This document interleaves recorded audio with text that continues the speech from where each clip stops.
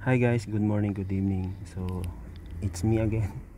Uh, just continuation ng demo para dun sa dinedevelop kong mobile or web app na pagmamanage ng breeding or game pulse.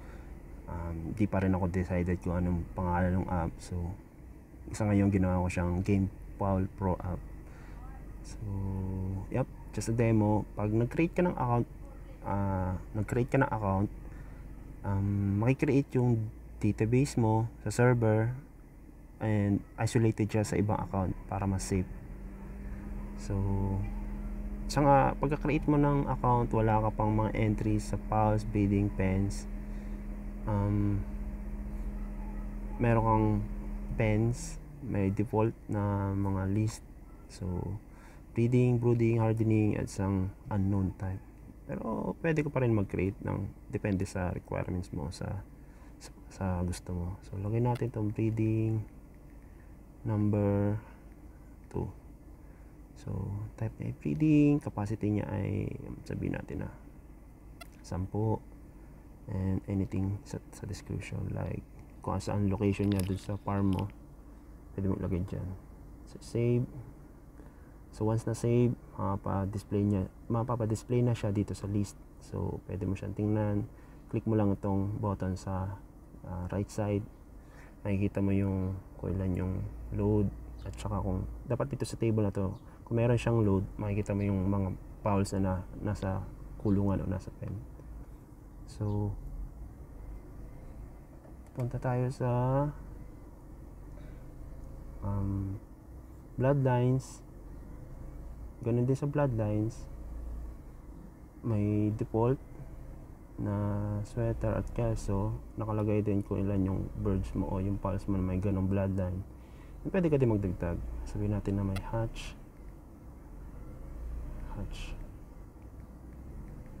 Save natin. Meron ding asil.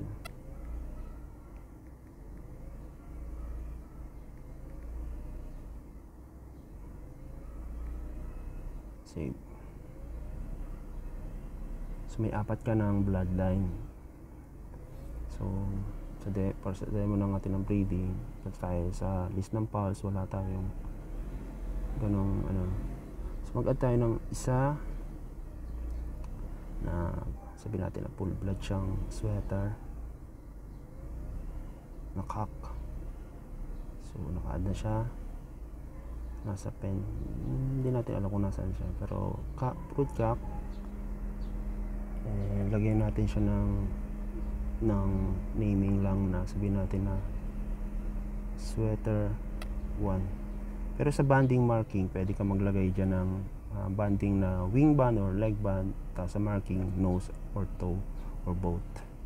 Pwede ka maglagay ng com type, sabihin mo na P type. Halimbawa ang feather niya ay red, leg niya ay green or white or anything na gusto mo. Pwede mong sabihin ang date of birth niya ay 2017. Pwede mo rin sabihin kung saan mo siya nabili. So pwede sabihin mo na kay Juan, address o contact niya, ito yung number, ito yung address niya. Sabihin ito yung address niya. Sabihin mo notes na good deal, good buy or something like that. Save natin. So meron ka ng isang brood cock. Gawa tayo ng isa pang brood hen. Kelso naman siya, full din siya, hen, brood hen. Siya ay kelso, lagyan natin ng K, A. For the sake of demo, ganoon natin lagyan yung ibang fields kasi hindi naman sila kailangan, pero pwede mong balikan at i-edit. Sa ngayon, ito lang yung mga required kapag nag-create ka. Then yan yung first pair. Gawa pa rin tayo ng pangalawang pair based sa hatch at saka sa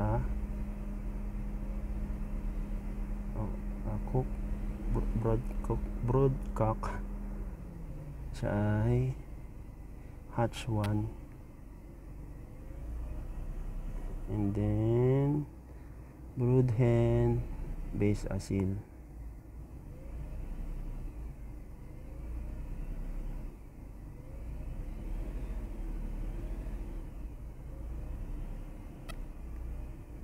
Save.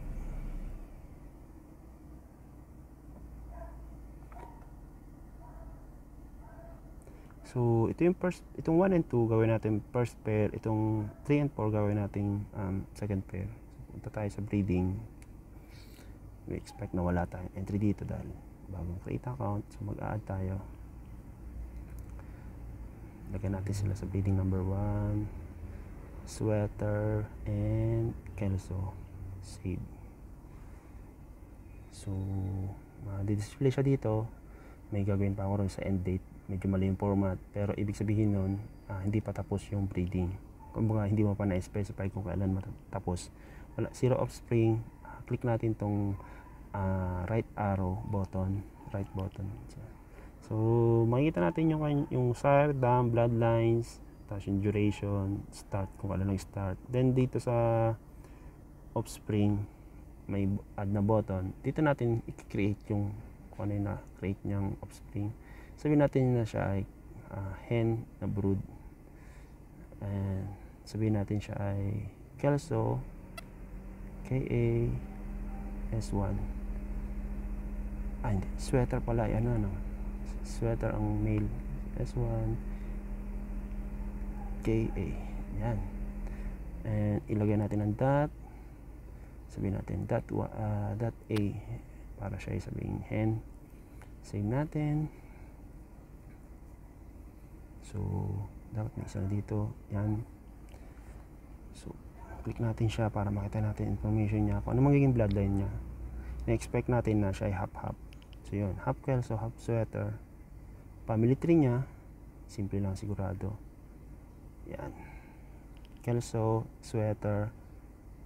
Ito yung click mo yung name niya doon sa family tree. Makikita mo yung quick info. So, yan.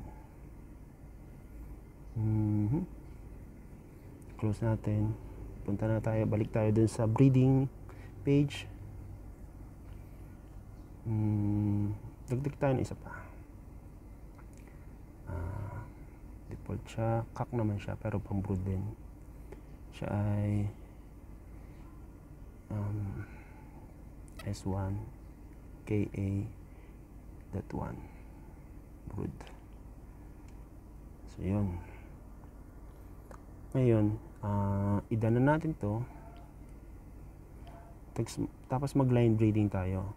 Ila-line breed natin yung father dun sa S1 KA.A.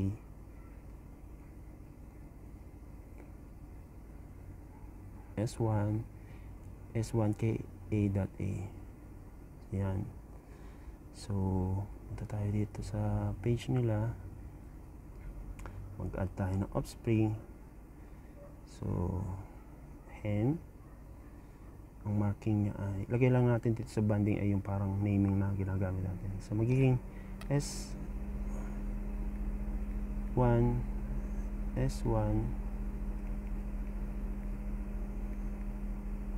tapos magiging KA.A female. Okay? Sisika. Go. Save.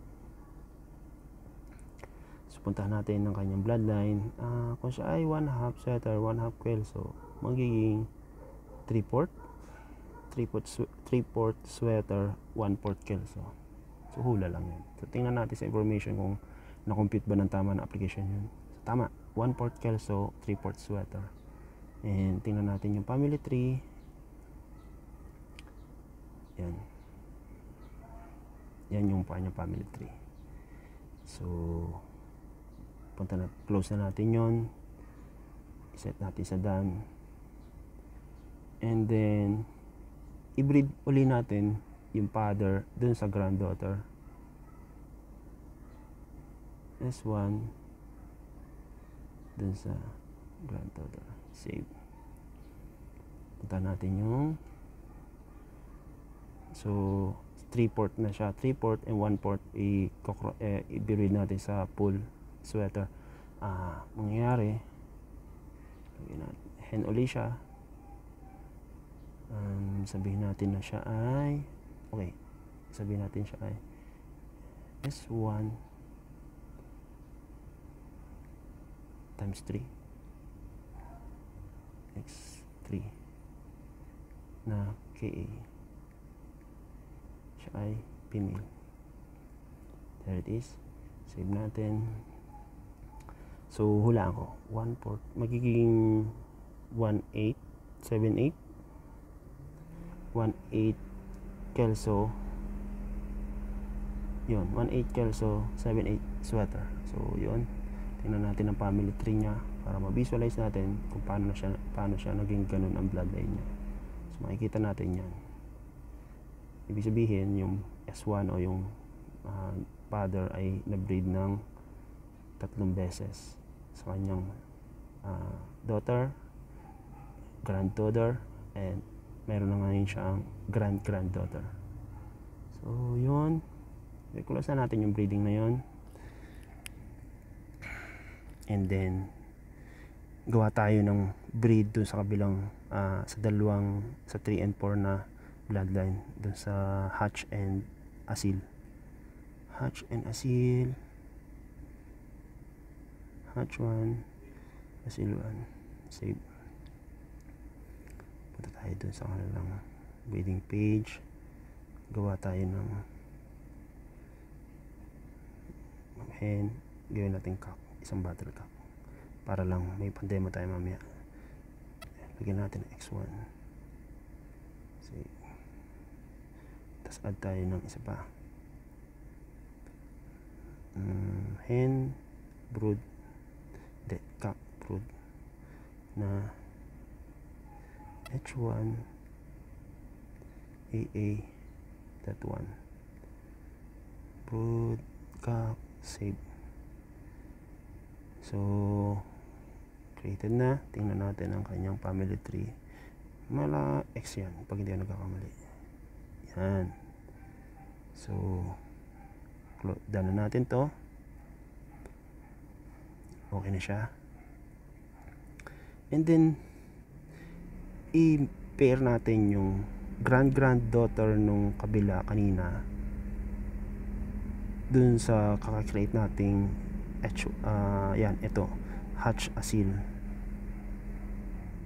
Yan. So meron na tayong pair na ganyan. Magiging 1/2 asil, hatch asil, sweater kelso. Anong magiging itsura ng kanilang offspring? Lagyan na lang natin na cock brood. Siya ay XXX. May create pa siya. Mag-add tayo ng hen brood, Y. So yun, mayroon pulaan tong bloodline na to. Tingnan muna natin yung hen.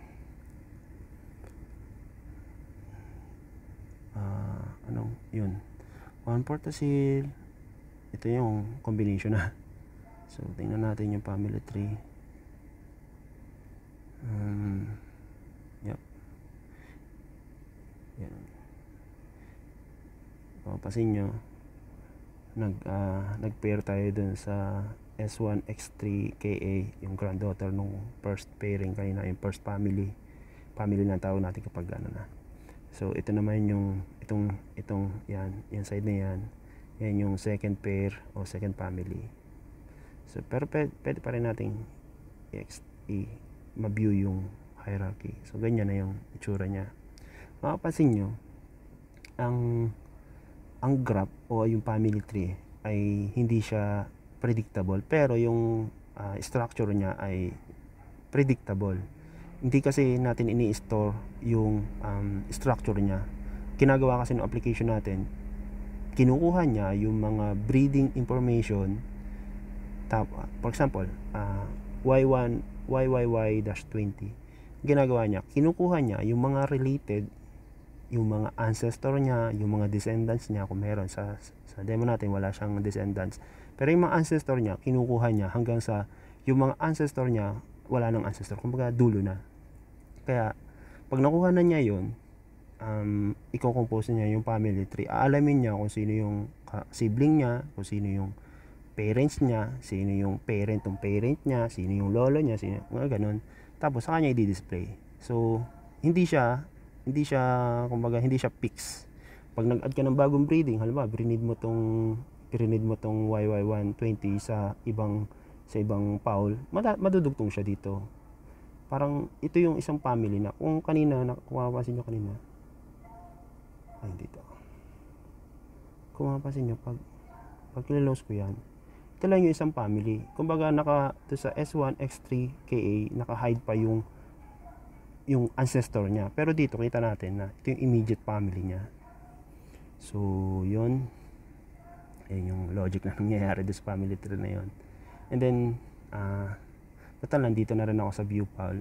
Itong page na to medyo hindi pa tapos, pero nasa siguro more than 50% na, kasi ang activity logs, ito yung parang dito natin i-record lahat ng ginawa natin o lahat ng mga events na nangyari sa isang fowl. So feeding, medication, training, vaccination. So ilalagay natin lahat dito para, for example, halimbawa feeding, nag-feed ka ngayon today, doon sa landing page madi-display doon na itong fowl na to ay na-feed today, or yung kabilaan naman, yung reverse naman, halimbawa pwedeng display natin doon sa landing page kung sino yung mga fowl na hindi pa napapakain ngayon, parang ganun, as well as medication.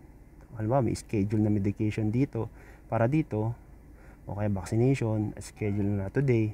Makikita-detect ng application na may schedule medication siya today pero wala siya entry, i-display do sa pinaka landing page. So dashboard ang tinatawag natin. So ganun din sa halimbawa ano pa ba? Okay. So ito ay brood hen. Pag mayroon kasi ditong hindi nakaka-display na page, specific lang siya sa mga fowl na ang type ay battle or panlaban lang. Kanina may ginawa tayong brood battle cock. So hanapin natin yan. Ito yung itong pit history. Ito yung kanyang 1, 2, 3, 4 port na item. Yan yung dyan nakalagay yung mga laban niya. Sa ngayon walang laman, pero pwede tayong halimbawa kahapon on 13 napalaban siya sa Hackfight. Ang event ay patupada ni Mayora. Hindi ko sabihin kung anong pangalan, secret. Sa bahay ni Tong Gressman. Okay, meron ako na. Lagyan natin 5 kilo nanalo. Yan. Injuries, putol, palong, description, nice fight. Then pwede natin specify dito kung sino yung gapper, halimbawa si Bobby, setting niya, kung ano man setting na nilagay niya, description, kung ano man nakalagay na description. Tapos pwede ka rin maglagay dito ng information sa nakakalaban mo. Halimbawa nakakalaban mo si Coco, hindi si Coco Martin. Ang notes niya ay, ang manok niya ay hatch Kelso. Then sabi mo description ay bigger sa manok mo, something like that. Bahala na ikaw maglagay. Then yan, pag sinave mo siya, nakapalabas siya dito. Yan. So yan yung mga pit history niya. Then based sa mga pit history niya, hindi pa lang nakalagay dito sa page, pero dito sa family tree, pala ko pag nag-click ka dito ng halimbawa dito yung itong X1, ito yung Paul. Pag click ko tong H120, dapat bala ko na may nakalagay na dito na hindi naman win-lose rate, pero parang nasa ganun na makikita ko na yung mga offspring nitong H120, ito yung i-average ko yon. Parang makikita ko na sa ang average ng win rate ng mga descendants nitong H120 ay ganito, or para mga ganon, win or lose, para nakalagay. Pwede ko ilagay win, lose para makita nyo na ang bilang, pero pwede na natin convert sa percentage para makita natin na halos lahat sabihin natin nasa 60% ng mga offspring nito ay nananalo, o kaya nasa 60% ng mga offspring nito ay patalo. So parang yun na lang, indicator yun sa tingin ko na itong father na to, halimbawa nakita ko na mataas ang win rate, makikita ko na pwede ko pa i-breed ko pa siya uli. Tapos halimbawa itong S1 X3 KA female yan, pag click ko ganun din, halimbawa nakalagay niya ang win rate, ang win loss niya ay halimbawa 70-20, parang ganun, pero may 70-30 mga ganun. Makikita natin na mataas din yung percentage niya. Siguro pwede tayo mag-experiment or something like that, na i-breed natin yung H120 dun sa S1 X3. Parang lang, top of my mind lang sa ngayon. So yep, yun yung current state ng application. Kung makikita nyo, hindi siya browser based, o hindi siya ino-open sa Chrome or sa anong browser. Web app siya, pero native na siya. Parang nakatulad siya ng Android app, iPhone app. Kailangan lang nila talaga internet connection. So sa landing page wala pa talaga, pero ito dito ko once na itong mga sub module ay naayos ko na, sa ako is set up tong landing page. So, para after mo mag-login na user, kita mo na kaagad kung halimbawa ito yung status ng aking mga pals, ito yung aking dapat pakainin, ito dapat bigyan ng medication, ito dapat bigyan ng vaccine. Tapos pwede kang makita yung history, mga ganun. So yep, sa ngayon yun muna ang aking ide-demo. Medyo malapit na siya sa tingin ko, nasa mga 70-80% complete na. Salamat kung nagustuhan nyo ang demo. Comment, like, subscribe kayo sa YouTube kung saan ko ito i-upload, and kung may suggestion kayo or comment, lagay nyo na rin. Maraming salamat, bye bye.